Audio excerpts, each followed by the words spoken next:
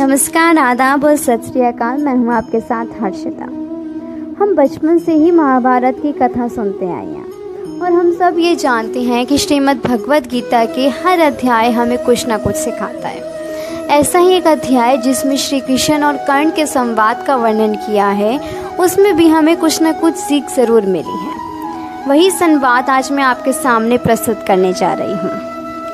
हे गिरिधर, हे गोपाल, जन्म तो माता कुंती ने मुझे भी दिया, खून तो पांडवों सा मेरी रगों में भी था, फिर क्यों ने मेरी किस्मत ने कभी माता का प्यार पाया।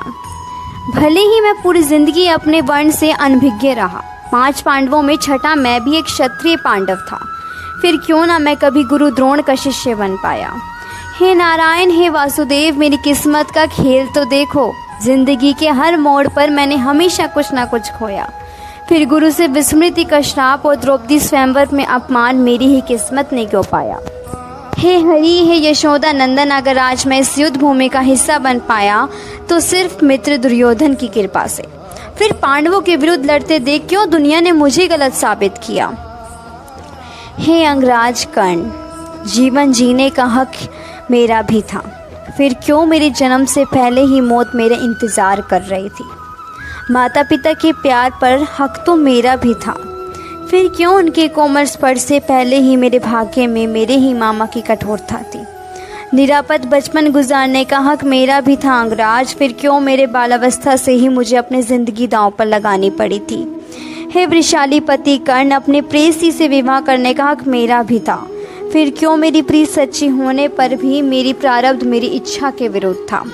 हे सूर्यपुत्र, हे दानवीर, अगर इस युद्ध में कौरवों ने जीत पाई तो इसका श्रेय तुम्हें ज़रूर मिलेगा, पर अगर अंत में पांडवों की जीत हुई तो इस यशोदा नंदन को सिर्फ इस युद्ध को उकसाने का दोष मिले। हे श्रेष्ठ योद्धा, इस दुनिया में ऐसे कोई व्यक्ति नहीं जिसके जीवन में कठिनाइयों से भरी चुनौतियाँ नहीं। जिंदगी ने हमारे साथ कितना अनुचित किया, कितना अपमान किया, ये महत्वपूर्ण नहीं।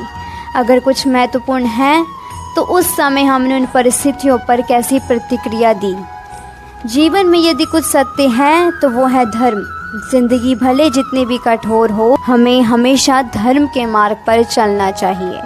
हमें हमेशा धर्म के मार्ग पर चलना चाहिए। श्री कृष्ण और कर्ण के संवाद से हमें यह पता चलता है कि हमें कठिनाइयों का डटकर सामना करना चाहिए। सबके जीवन में कठिनाइयाँ होती हैं। श्री कृष्ण जी के भी जीवन में भी थी, कर्ण के जीवन में भी थी, श्री राम जी के जीवन में भी थी, तो सीता जी के जीवन में भी थी। जब कठिनाई आए तो हमें उससे डटकर सामना करना चाहिए। हमें समझदारी से काम करना चाहिए, ना कि हमें दोष देने चाहिए कि हमारे पास क्यों आई। कठिनाई हर किसी के जीवन में होती है। जो इंसान उसका डटकर समझदारी से सामना कर ले, वो इन कठिनाइयों से दूर चला जाता है। और आपसे हर्षिता की आवाज़ यही कहेगी कि कठिनाइयों से डरिए मत, कठिनाइयों का डटकर समझदारी से सामना कीजिए। और फिर मिलेंगे सेम टाइम सेम जगह। Good bye.